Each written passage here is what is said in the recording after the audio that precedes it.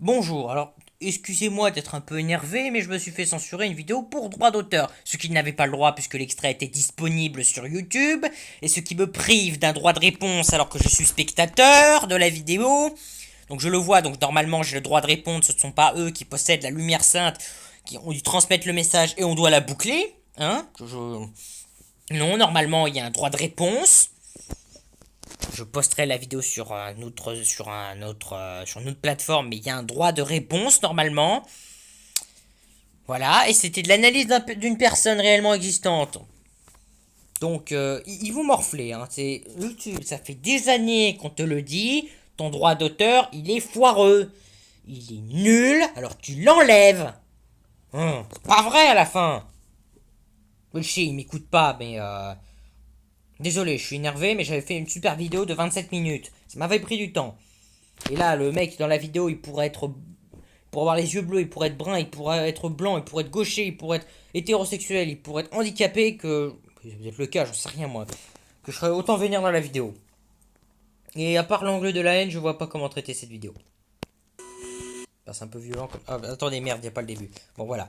Salut les artistes. Si je vous dis qu'il y a des personnages gays dans les dessins animés pour enfants, vous allez me dire non, c'est trop pas possible. Eh ben si, ça existe. Il existe bel et bien des personnages plus ou moins ouvertement homosexuels dans les dessins animés. J'ai trouvé des personnages LGBT dans 9 cartoons. Et les cartoons, ça me connaît. Car tandis que toi tu regardes les anges, Non mais allô quoi. moi, Personne regarde les anges. Voilà. je mate des dessins animés. Premier dessin animé, et pas des moindres, vu que c'est un Made in France. Je parle des Zinzins de l'espace, diffusé pour la première fois en 1997. Pour les rares qui ne connaissent pas. C'est une bande d'extraterrestres qui s'échoue sur notre belle planète et trouve refuge dans une maison pas si abandonnée que ça, car ils doivent souvent faire face à des locataires qui envahissent les lieux et menacent leur anonymat. Ils se déguisent donc grâce à leur super machine pour faire fuir ces squatteurs. Mais où est le personnage gay ici? Je pense que vous avez deviné qu'il s'agit de Candy. Malgré son attitude efféminée, qu'il ait une chambre rose très girly et qu'il s'habille constamment en femme, Candy est bel et bien un homme, car les personnages de cette série parlent de lui au masculin. Et il n'est pas rare de le voir faire des yeux doux à d'autres messieurs. Et si vous me croyez pas, c'est marqué noir sur blanc sur Wikipédia. Si Wikipédia le dit, c'est que c'est vrai. Donc, pour résumer, Candy est un extraterrestre gay, efféminé, qui aime se travestir, au même titre que Picli dans Lilo et Stitch et Roger dans American Dad. Ah, ça y est, je vais enfin pouvoir commencer à parler. Je l'ai beaucoup laissé parler là. Qu'est-ce que je voulais dire? Ah oui. Alors. Je suis encore vénère. Oui, alors machin là. Oui, parce que je regardais les Zinzins de l'espace. Alors il peut très bien avoir raison, tout comme il peut avoir complètement tort. Alors le machin de Leo Stitch, le personnage est supposément ridicule. Enfin, pas non plus ridicule de ouf, mais c'est un comique relief, donc il peut se travestir. Ça n'a pas tellement la même signification. Surtout que dans le contexte, il se déguise juste pour passer pour un humain. Et je sais pas trop comment marche cette race d'aliens, donc. Et pour American Dad, c'est un psychopathe. C'est pour accentuer le côté fou du personnage. Et pour. Je sais plus son nom là. Alors, sa voix est très efféminée, mais ça, c'est peut-être de la faute de la personne qui fait la voix. Hein, c'est. Voilà quoi. J'aime bien cette personne. Hein. Moi qui suis le spécialiste des voix, comme on me surnomme. Qu'est-ce que je voulais dire d'autre? Oui. Voilà. Bon, sur ce, oui, le truc efféminé, ça peut très bien être un homme, un alien du coup. Bon, tant pis. Ouais, donc il peut très bien avoir raison, comme il peut avoir complètement tort. Disons que je suis mitigé, j'ai eu match nul. Voilà, 50-50. Steven Universe, sorti en 2013. Ça relate l'histoire de Steven et des gènes de cristal, des femmes extraterrestres au pouvoir magique. Leur quotidien est généralement de sauver la Terre de l'envahisseur. Entre nous, j'adore cette série. We are the crystal train. L'une des facultés des gènes, c'est de pouvoir fusionner entre elles. On comprend très vite que la fusion symbolise le couple. Surtout quand on voit Grenat qui est la... Alors, cette histoire de fusion, ça a rien de romantique, donc j'ai des gros doutes là-dessus. C'est plus l'efficacité, enfin, mélanger de capacités. C'est un peu compliqué à suivre hein, en même temps. On parle de Steven Universe, même les fans de hardcore de la série disent que c'est compliqué à suivre. Hein, donc, il y avait peut-être une métaphore, mais ça a dû se perdre tellement il y avait de trucs compliqués là-dedans. fusion entre Saphir et Ruby. C'est certainement le couple le plus amoureux de la série. Je tiens à préciser que les gènes sont uniquement de sexe féminin. Donc sexe féminin égale couple lesbien. Dans certains pays, l'idée... Alors déjà, les lesbonnes, les lesbiens, bah c'est une île. Les pauvres habitants qui ont dû se faire clasher vénère à cause de ça. Voilà, c'est rien à voir avec l'homosexualité. C'est vrai, hein, en plus. Voilà, hein, donc il aime bien reprendre des expressions, mais quand même, là. Et alors, le coup des gemmes, c'est tellement bordel, j'ai rien suivi, moi. Euh, et puis, si on fusionne deux gemmes, est-ce que ça les tue? Est-ce que ça fait deux parents qui fusionnent en un? Ou est-ce que ça fait le même esprit? Quand on les resépare, ça fait les deux mêmes gemmes. Donc, c'est assez bizarre, je trouve. Enfin, c'est bordélique. Il y a peut-être une idée de base, mais c'est un peu le bordel. On se continue. Un couple homosexuel passe tellement mal qu'il a fallu censurer la féminité de Ruby en lui collant une moustache et un gros sourcil hideux. Mon dieu, c'est moche. Je sais pas vous, mais vous fait pas penser à un célèbre plombier moustachu comme ça? Juste pour cette blague, j'aime bien. Putain, j'adore cette fête. Est-ce que sa voix elle est devenue grave ou est-ce que c'est toujours la voix aiguë? Je veux voir la version censurée. J'ai l'habitude, après tout, je regarde Toonami.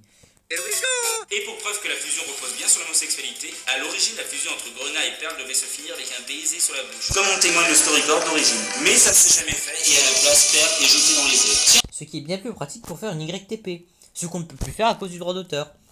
Merci YouTube. En parlant de Perle, il y a aussi une relation entre Perle et Rose. Perle voue une admiration sans faille à Rose Quartz. Elle a un sentiment très fort envers elle. Elle est même devenue jalouse de Greg, dont Rose tomba amoureuse. Et Perle semble être la gemme la plus affectée par la disparition de Rose Quartz. Dans ce dessin animé-là, je pense qu'on peut parler d'homoparentalité, vu que ce sont trois femmes qui ont pris l'éducation de Sylvain en main.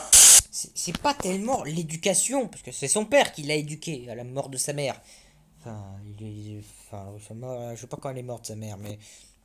Non, elle lui a appris à. Enfin, oui, non, mais c'est comme t'as les gens dans un couvent. Ah, c'est de l'homoparentalité, c'est les gens du même sexe qui m'ont appris les choses du couvent.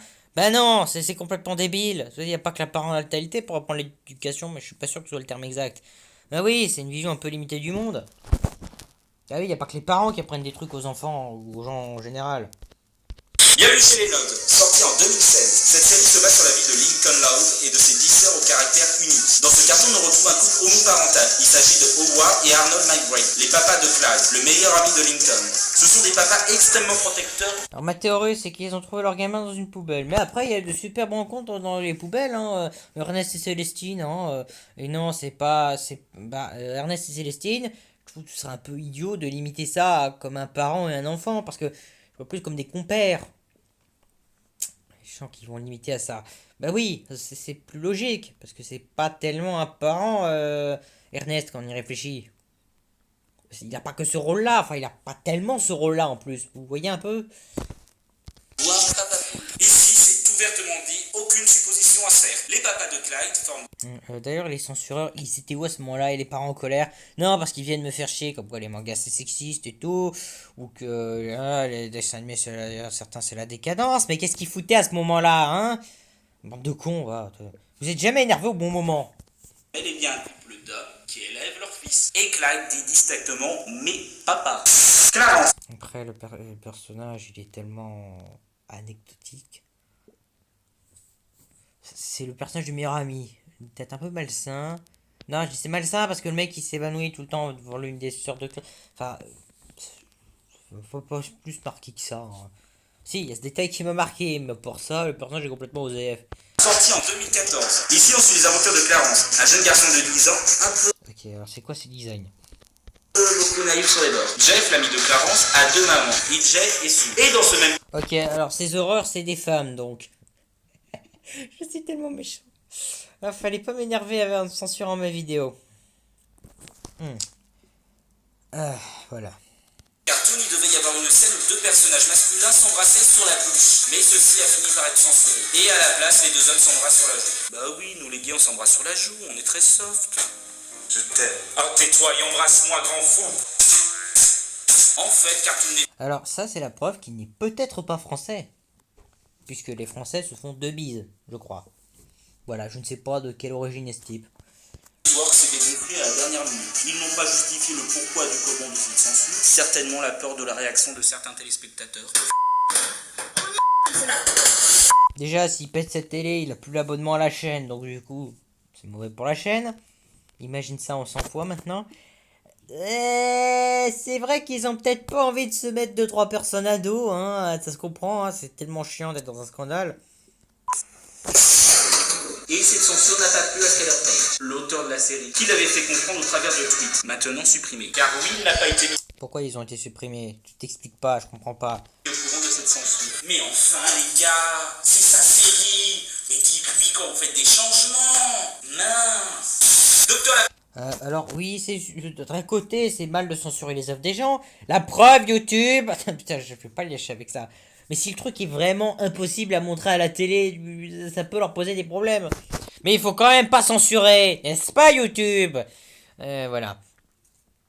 Je peux pas le lâcher avec ça. Moi, quelqu'un aurait fait une vidéo réaction, mes vidéos, bah, je serais très flatté. C'est-à-dire que je suis tellement connu, même si c'est une réaction négative. Oh, je suis tellement connu. Putain, là, ça lui fait 4 yeux, la manière dont j'ai mis sur pause. Et... Bah, d'un autre côté, si le machin est vraiment irregardable, si tu mets un dessin animé pour les enfants où il y a quelqu'un qui massacre des gens... Bon, ça c'est déjà fait, mais... Non, mais même un adulte qui se dit, je me regarde un petit dessin animé tranquille, c'est vrai que ça peut un peu choquer, ça peut un peu surprendre. Voilà. Sur ce, continuons. est sorti en 2012. C'est Dottie, une fillette de 6 ans qui joue au docteur avec ses jouets. En Ça sonne très film d'horreur, non? prenant exemple sur sa maman, elle-même médecin. Dans un épisode, une famille homoparentale est mise en avant avec 2 mamans et leurs 2 enfants. De plus, le doublage de ces mamans est fait par 2 actrices lesbiennes, Banda Sky et Portia Rossi. Une association tournée soi-disant... Alors, les gens n'ont rien à foutre des doubleurs. Contrairement à moi, si c'est les doubleurs VO, j'en ai tellement, mais rien que carré ou dans ta langue nationale, dans ta langue de toi, j'en ai rien à foutre. Ça a intérêt à être de la VF. Et les gens n'ont rien à foutre des doublages VF quand c'est étranger, ils en ont rien à cirer, c'est assez violent. Alors que bah c'est à cause d'eux qu'on a la voix, quoi, donc pas grâce à eux, donc c'est un peu con. Bon, sur ce, continuons. Sur le bien-être de la Ouais, parce qu'ils rendent hommage aux gens anglais dans la version française. La connerie du truc. famille ont tenté d'interdire l'épisode, car ils trouvaient à dire que Disney tentait d'imposer un modèle parental corrompu. Mais ils n'ont pas réussi à supprimer l'épisode. C'est ballot. Alors, la manière dont il me tend sa joue, j'ai envie de lui claquer sa gueule. Mais je déteste quand les gens se comportent comme ça. Je sais ce que ça veut rendre. Targnole, espèce de sale gamin. Il me tend le visage. Je sais que je peux pas lui mettre de claque. Non, mais là, c'est comme les gamins qui montent leur cul. Ben, ils sont violés. C'est tout à fait normal. Sur ce, continue. Le but de cet épisode était de montrer que les familles homoparentales sont des familles normales. Et c'est le cas. Non. Je leur laissais faire leur petite magouille, tout ça, quand ça me dérangeait pas. Mais maintenant que leur lobby le gueule sur tous les toits, non. Non, je te laisserai pas dire ce genre de truc. Ouais, je sais que c'est pas normal, parce que moi, si je vous sors je suis normal, vous me croiriez vraiment? Souvenez-vous de mon intro déjà. Franchement, vous le croiriez vraiment? C'est tellement gros. Bah, eux, ça passe encore moins. Et c'était peut-être pas une famille machin là. Déjà, parce que la blonde, elle a pas du tout l'air d'être de la même famille. Enfin, peut-être qu'elle l'est, mais. Oui, donc. Oui, c'est peut-être juste des proches, parce qu'ils s'ils font pas référence distinctement, ça. Vous savez, quand on va chez le médecin, c'est un médecin pour peluche, on n'y va pas forcément avec sa famille. On y va avec les personnes disponibles. Si j'ai mon meilleur ami et que je suis à moitié mort, je vais pas dire non, tu fais pas partie de ma famille, je te laisserai pas aller. Il y a des fois, on va même à l'hôpital avec des inconnus. Donc, bon, voilà, sur ce, continuons. La légende de Korra, sortie en 2012. C'est la suite de la série Avatar, Dernier Maître de l'Air, où c'est Korra qui devient la nouvelle Avatar et doit faire face à ses responsabilités grâce à sa maîtrise des 4 éléments. Durant toutes les saisons, on peut voir Korra et son ami Asami se rapprocher peu à peu. Et on suppose que leur relation est bien plus que de la simple amitié. Korra se confie plus facilement à Asami, elle rougit quand on lui fait un compliment, mais le doute s'amplifie au dernier épisode de la... Un coup de rougir quand on fait un compliment, la fiction l'a beaucoup montré comme ça, mais ça peut être aussi, c'est surtout quand quelqu'un qu'on respecte et qui nous fait un compliment, on est flatté. Ça peut être un truc maître-élève, ce genre de choses. Pas juste l'amour. Dès que la fiction c'est réducteur, mais quand même. Dernière saison, où on voit les 2 femmes disparaître dans un halo de lumière, main dans la main. Il y a de quoi laisser planer un gros doute. Je dirais oui et non. Ça laisse planer que dalle niveau doute. Mais bon, non, ça veut dire qu'elles vont mourir. C'est comme dans High School DxD quand Asia se met... pardon pour le spoil. Quand Asia dans la saison 3 se met à prier et qu'il y a un halo de lumière machin. C'est le rayon pour la désintégrer. Voilà. Désolé si ça vous spoil. Ces gros soupçons sont dissipés, car les créateurs nous confirment Korra et Asami sont amoureuses. Je suis sûr que les types, ils ont improvisé ça à la dernière minute. Ça peut donner un bon scénario, mais je suis sûr que c'est de l'impro total. Et ça, c'était dans la série ou c'est du photomontage? Mais la suite de cette aventure est uniquement à voir dans un comics. Et je pense pas qu'il y aura d'adaptation télévisuelle avant un bon moment. Chais pour le droit d'auteur. CDA et moi sommes vengés. Ouais. Mais c'était pas assez pour moi, évidemment. Bien fait. Arrêtez de sucrer les gens pour le droit d'auteur, salopard. Sourire d'enfer. Ah Belzébuth, Satan, porteur de lumière, Lucifer, démon de la colère, sa majesté des mouches. Et je suis un peu à court de nom de diable. Ah, c'est à cause du nom, il y a enfer dans le titre, ça rend mon ordi démoniaque. 2001. C'est le quotidien de Charlotte, une adolescente de 13 ans qui doit faire face à des problèmes de son âge. Et son appareil dentaire ne lui facilite vraiment pas la vie. Ici, c'est un personnage Alors tout le monde s'accorde à se dire que cette série est nulle. Je n'ai pas regardé, mais j'ai vu des extraits. Ça m'a suffi pour voir la nullité de la série. secondaire qui va nous intéresser. Il s'agit de Dion, le mentor de Charlotte au collège. Son surnom lui vient de sa diva, Céline Dion. Je connais pas trop cette chanteuse, mais j'ai peut-être écouté... Mais si elle est pas française, je comprendrai pas les paroles. Il est excentrique et sa grande passion est la couture. Non, ça va, on n'est pas du tout dans le cliché. C'est pas un homosexuel à ce stade, c'est un méchant de Totally Spice. On ne sait pas tout de suite qu'il est gay. On l'apprend bien En plus, il y a vraiment un méchant de Totally Spice qui est comme ça, le mec des chaussures. Enfin, ils sont presque tous comme ça en fait. plus tard dans un épisode où il est au centre. Dans cet épisode, Charlotte se met en tête de lui chercher, je cite, Alors, cette chanson va me taper sur les nerfs. Voilà, vous comprenez un peu pourquoi je suis mauvais. Enfin, je l'avais gardé pour un épisode. Et putain, ce passage-là m'humiliait tellement insupportable. le bon. Et comme par hasard, le bureau de sa mère se fait rénover par un décorateur Ah, et adieu les deux sauces des ours. Al, si tu regardes. d'intérieur. Il lui aussi est gay, à en juger le nombre d'arc-en-ciel qui est autour de lui. Ce mec, il a vraiment envie qu'on sache qu'il est gay. Oyez, oyez les gens, je suis gay. Bon, Alors, là vous vous dites, mais quel est le rapport entre les LGBT, ou les homosexuels, ou les... Ça va être compliqué à expliquer ça. Quel est le rapport entre ces machins-là et les arcs-en-ciel? Parce que vous vous dites probablement comme moi, les arcs-en-ciel c'est beaucoup de couleurs, c'est de l'eau avec du soleil mélangé, ce qui est littéralement le nom parce que c'est arc dans le ciel, de ce que j'ai compris, hein. Et voilà, j'en ai vu en vrai en plus, hein. Je peux te dire que ce sont pas à regarder. Ben, arc-en-ciel, les LGBT l'ont pris parce qu'il y avait un espèce de code couleur et que du coup, ils ont repris. Ah oui, parce que oui, les LGBT, c'est les communautés d'homosexuels et autres. Ça rassemble un peu n'importe qui, sauf les hétérosexuels. Étrange. Parce que oui, il y a des communautés de ça. Oui, c'est tellement un gros délire qu'il y en a des communautés. Bon, après, il y a des communautés de tout et n'importe quoi. Il y a des communautés des jours d'échecs, les communautés des femmes, que j'avais vu. Enfin, je fais partie de la communauté des jours d'échecs. Donc, communauté de handicapés, des communautés de autistes Asperger, des communautés... Oui, mais là, par contre, je peux pas m'empêcher de trouver ça très con. Il y a des communautés pour les parents aussi. Oui, mais... Enfin, je trouve ça con, mais... Il y a tellement de trucs cons dans le monde qu'on ne devrait pas s'arrêter à ça. finalement, Charlotte foire son coup, il se met Ah, c'est surtout parce que je suis plutôt un solitaire, moi, donc... c'est peut-être pour ça. Je peux pas appartenir à des communautés. Voilà, donc... ensemble. Malgré que le fait que le mot gay Oui, elle foire son coup parce que c'est un personnage pitoyable. Un peu pathétique, mais surtout pitoyable. C'est ce que j'ai compris du personnage. C'est vrai que les personnages sont un peu pitoyables dans cette série, hein. C'était fait pour flatter les progressistes, et ben les progressistes ont détesté. Et les autres aussi, d'ailleurs. ou homosexuel n'est pas mentionné une seule fois, on comprend que cet épisode est un hommage à la communauté LGBT. C'est complètement con comme argument. J'aurais pu le dire de manière stylée, mais c'est parce qu'on ne parle pas des homosexuels que c'est un hommage à la communauté LGBT. Sachant que c'est complètement débile parce qu'il veut dire... Il a dû s'embrouiller dans son texte, hein, ça doit être ça, parce que c'est complètement con. C'est l'argument qui se contredit tout seul. S'il ne fait pas référence, c'est que c'est pas un hommage. C'est un magnifique arc-en-ciel de fin. Mais ça, c'est parce qu'il y a des nuages qu'il y a un arc-en-ciel. Apprends la science. Adventure Time, sorti en 2010. Ça parle des aventures loufoques de Finn, un humain, et de son chat magique, Jack, dans le royaume what the fuck de Woo. Ici, il s'agit de la princesse Bubblegum et de Marceline la vampire. Leur relation est très floue, mais d'après Olivia Hudson, la voix originale de Marceline, et de Paul Dunton, réalisateur de la série, ces deux personnages fuient en couple.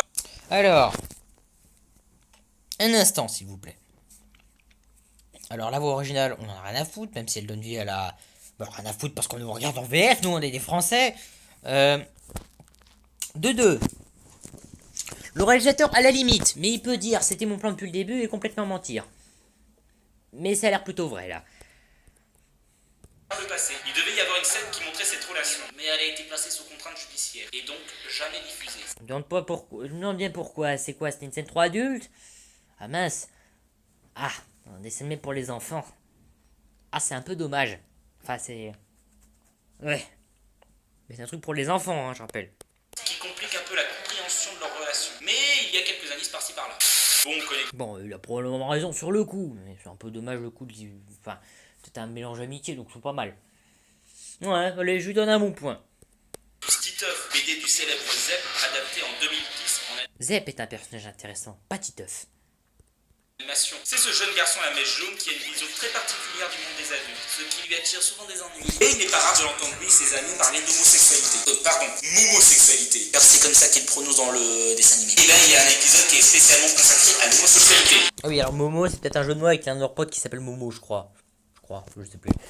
Le père de Titeuf est invité, lui et toute sa famille, à manger chez son patron, qui lui est gay et en couple. Titeuf se met en tête de faire un exposé sur eux, car il les considère comme une espèce d'extraterrestre à étudier de plus près. C'est plutôt sur Titeuf qu'il faudrait faire un exposé. Les extraterrestres, on vient d'appeler un Titanien. Et il finit par conclure que les homosexuels sont des gens comme les autres. Et ça, c'est ça qu'il faut prouver. Et si vous dites le contraire, c'est que vous êtes con. Alors, c'est bien que tu prennes l'argument de la science, c'est ironique et très appréciable. Vous voyez les sourires que je suis en train de faire? Bah non, vous pouvez pas le voir. Le mec te prend l'argument de la science pour te dire que les homosexuels sont normaux.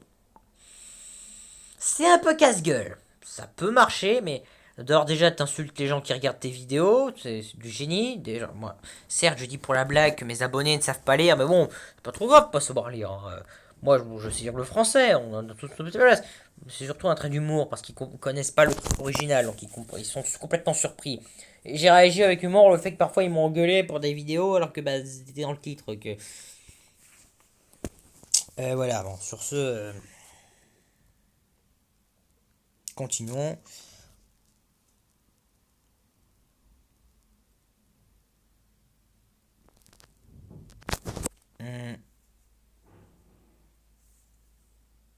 Oui, donc... ouais, les gens normaux, bah comme j'ai dit tout à l'heure, bah, je leur ai laissé faire leur petite pagouille, quand même causaient pas de problème, mais je l'ai expliqué tout à l'heure que normalité, ben moi je suis pas normal, donc tu crois qu'ils vont être plus normal alors qu'ils le sont vachement moins que moi. Voilà, j'ai fini mon petit tour sur les personnes. Quand je ne peux pas se finir comme ça. Bon d'accord, allez y. Ouais. Voilà quoi, normal, bah, j'ai bien vu que non, hein, d'expérience... LGBT. J'ai dû certainement en louper plein. C'est vraiment des recherches très fastidieuses. Et j'ai pas réussi à voir tous les épisodes que je voulais. J'ai dû me baser sur les très rares articles qui en parlent. Et beaucoup sont dans des langues étrangères. Voilà, pour vous dire que c'était un peu compliqué. Mais à mon avis, ça doit se justifier parce que ce type de personnage est vraiment rare. Mais ça se développe petit à petit. Et ça, c'est bien. Et qui sait, ça soit peut-être tout à fait banal de voir deux hommes ou deux femmes s'embrasser dans des cartoons. Ou dans la rue. Moi, j'y crois. Bon, sur ce, C'est jamais banal de voir des gens s'embrasser dans la rue. je vous laisse. C'est bientôt l'heure de Gulli Good. Eh, tiens, si vous avez trouvé d'autres mots dans les dessins animés, dites-le moi en commentaire de cette vidéo.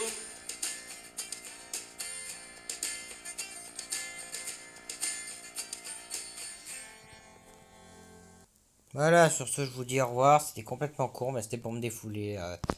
Bande de cons, voilà, ta gueule toi. Voilà, sur ce, au revoir.